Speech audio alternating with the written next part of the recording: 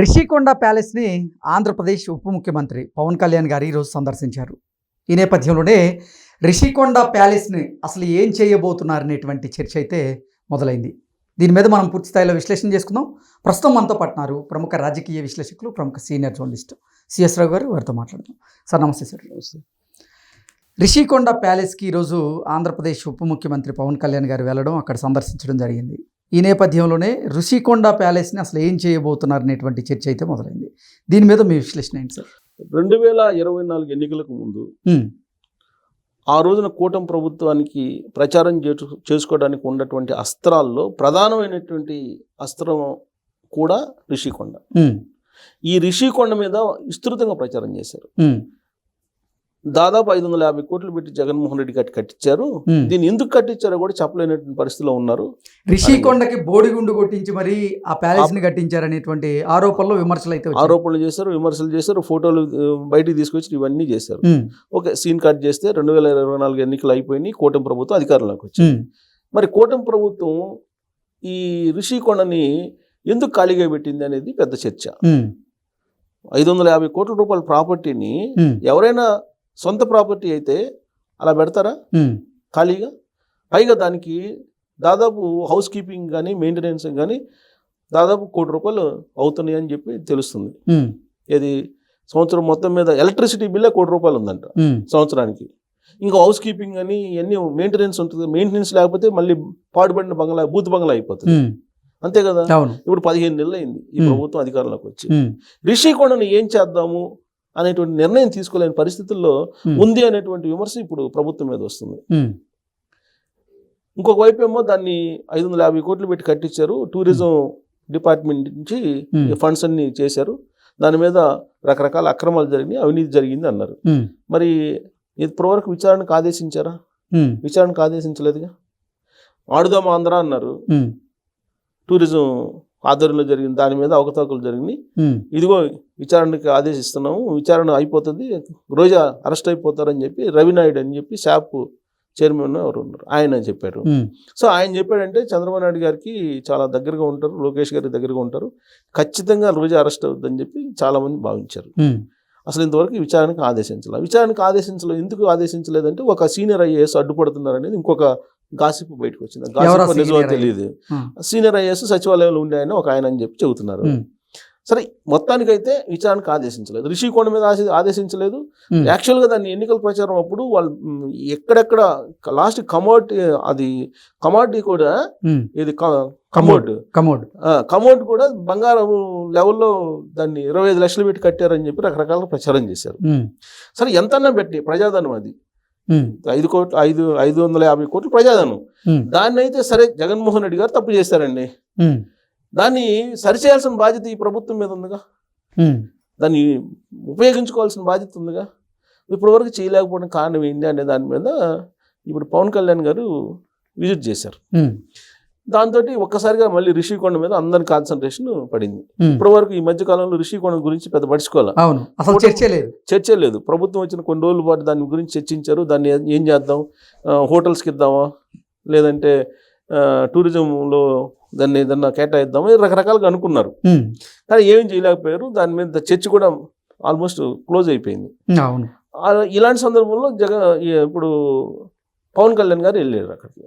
పవన్ కళ్యాణ్ గారు వెళ్ళి దాన్ని విజిట్ చేయడానికి వెళ్తే ఆయన నెత్తినే పెచ్చులు పడేటువంటి పరిస్థితి. అంటే ఎంత నాసిరకంగా దాని నిర్మాణం జరిగిందో ఉదాహరణ. అది కూడా పవన్ కళ్యాణ్ గారు వెళ్ళినప్పుడే పట్టం ఏంటి అనేది విచిత్రం. మామూలుగా అంటే ఇప్పటి వరకు దాన్ని క్లోజ్ చేసి ఉంటారు, సందర్శకులు కూడా వెళ్ళనట్లేదు కదా. అప్పుడప్పుడు లీడర్లు ఏదో ఒకళ్ళు ఇద్దరు వెళ్ళి చూసి వస్తున్నారు తప్పితే దాని నిర్వహణ కూడా సరిగ్గా ఉన్నట్టు అనిపించట్లా. ఎందుకంటే కొంత భయాలు కూడా ఉన్నాయి దాని మీద. ఏం భయాలంటే అప్పుడు కేఏ పాల్ గారు చెప్పారు. ఏం చెప్పారంటే అక్కడ నరబలి ఇచ్చారు అని చెప్పారు. నరబలి ఇచ్చారు, అది నేను చూడటానికి వెళ్తున్నాను, నన్ను పర్మిషన్ లేదు నాకు అని చెప్పేసి అప్పుడు రిషికొండ ఓపెనింగ్ రోజు రిషికొండ ఓపెన్ చేశారు ఆ భవనాన్ని. కొంతమంది మంత్రులు వాళ్ళందరూ ఏదో ప్రత్యేకమైన పూజలు చేశారని అంటే ఈయన ఏమంటానంటే వాటిని క్షుద్ర పూజలు చేశారు, అక్కడ నరబలి ఇచ్చారు, అందుకని నన్ను వెళ్ళనట్లేదని కేఏ పాల్ చేసినటువంటి కామెంట్.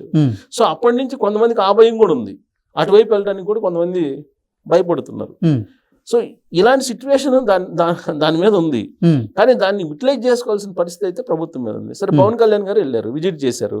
విజిట్ చేసి అంతా పరిశీలించిన తర్వాత అక్కడ ఆయన స్టారు ఆయనే ఆశ్చర్యపోయారంట. అక్కడ ఉండేటువంటి అత్యాధునికమైనటువంటి కమోడ్స్ కానీ, లేదంటే ఆ జిమ్ములు కానీ, మొత్తం ఏర్పాటు చేసినటువంటి ఇంటీరియర్స్ కానీ, వీటన్నిటిని చూసి ఆయన ఆశ్చర్యపోయాడంట. సరే, అందరూ ఆశ్చర్యపోతున్నారు పోయి, మరి అది సందర్శన ప్రాంతంగా పెడదామా? కేవలం చూడటానికి మాత్రమే ఒక ఆర్నమెంట్ మాదిరిగా దాన్ని పెట్టాలా, లేదంటే దాన్ని ఉపయోగించుకోవాలా అనేది ఎవరు దాని మీద ఒక నిర్ణయం తీసుకోవాలా. కాకపోతే ఇప్పుడు పవన్ కళ్యాణ్ గారు అది చూసిన తర్వాత కొన్ని ప్రపోజల్స్ పంపించారట. ఎవరికి? చంద్రబాబు నాయుడు గారికి. ఒక డిప్యూటీ సీఎం హోదాలో సందర్శించిన తర్వాత దీన్ని దేనికి ఉపయోగించుకో, అంటే ఫలానా దానికి ఉపయోగించుకోవచ్చు అనేటువంటి సూచన, ఒక ప్రపోజల్స్, ఒక 5-6 ప్రపోజల్స్ ఫలానా దానికి ఉపయోగించుకోవచ్చు అని చెప్పి ఆయన కొన్ని సూచనలు చేస్తూ ఒక లెటర్ ఏదో సీఎంకి అందించడానికి ఒక సీల్ కవర్ ఏదో పంపిస్తున్నారు. ఆయన ఏదో కొన్ని ప్రపోజల్స్ పంపిస్తున్నారు. ఈ ప్రపోజల్స్లో దేన్ని ఒక దాన్ని ఫైనల్ చేయండి, దీన్ని యూటిలైజ్ చేసుకోవాలి కదా మనం అని చెప్పి యాంగిల్లో ఆయన ఏదో ఒక ప్రతిపాదన ఏదో పెట్టారు చంద్రబాబు నాయుడు గారి దగ్గర అని చెప్పి ఇప్పుడు లేటెస్ట్ ఆయన విజిట్ తర్వాత. సో ఇక దాని మీద రకరకాలుగా ఇక ఆయన విజిట్ చేసిన సందర్భంగా జరిగినటువంటి సంఘటన బేస్ చేసుకుని రకరకాలుగా సోషల్ మీడియాలో వస్తుంది.